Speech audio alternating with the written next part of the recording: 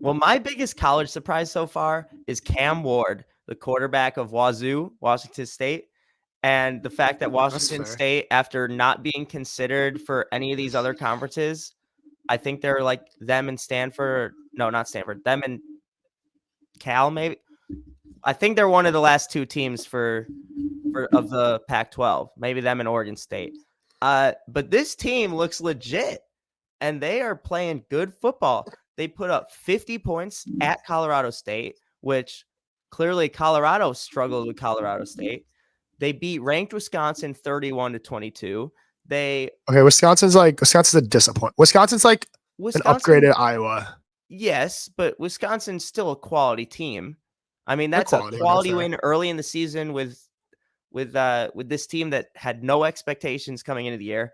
Then they score 64 against Northern Colorado. Do your job, of course. Put up 60 points, and then they beat Oregon State 38-35.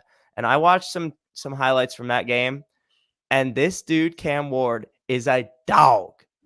He can throw the rock 50 yards down the field. He looks like Justin Fields to Olave in that championship game, back when Fields was good, of course. Yeah, of course. And then you get him on the run. He's pulling out some Cam Newton-esque run plays. They got like the design QB sneak from the 3-yard line. I like what I'm seeing from Washington State. The problem is that the rest of the season, a lot of their big games are away games, so that might not work in their favor. But I think that's them and Washington, the two Washington teams, I think are the biggest threats in the Pac-12 right now. That's fair. I see that. I think that's a good pick. Okay. For me, my biggest surprise, I'm gonna shout out Colorado, but that's too boring. Not boring, but like it's too over talked about. Yeah, we You already know what I'm talked saying. about them a couple weeks ago. I'm gonna go with Quinn Ewers.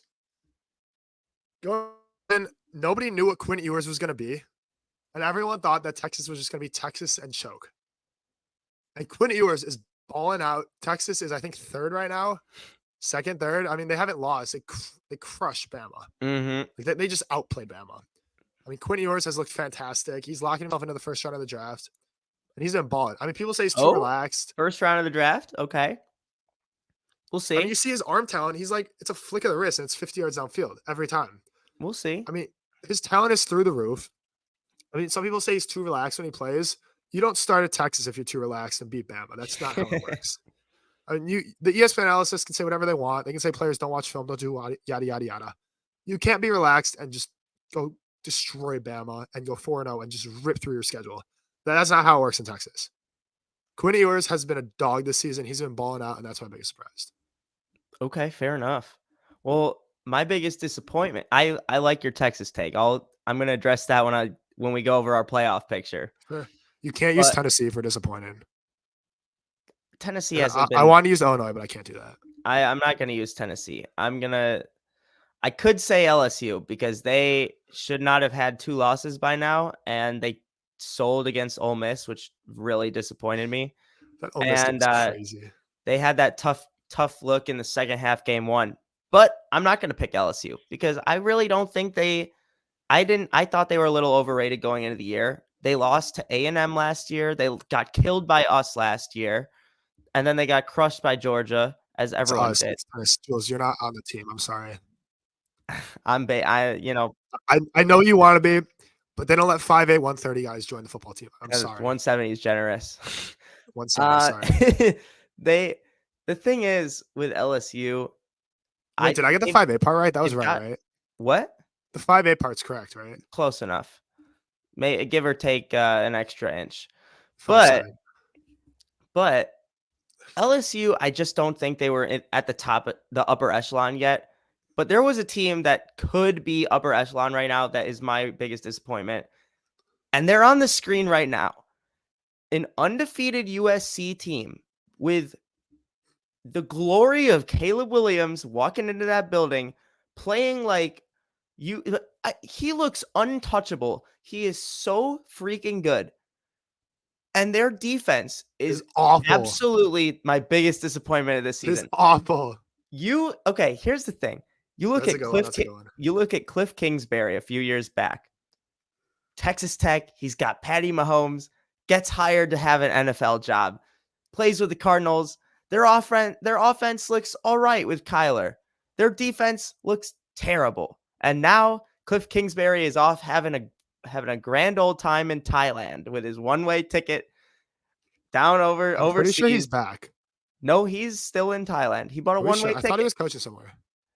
No, Cliff Kingsbury is not coaching. I'm looking this up. So now you look at Lincoln Riley and you say, last year they end up this close to the college football playoff last year.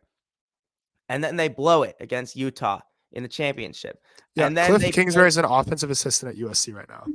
Cliff Kingsbury? Dead serious, yeah. Last I heard he was still in Thailand. No.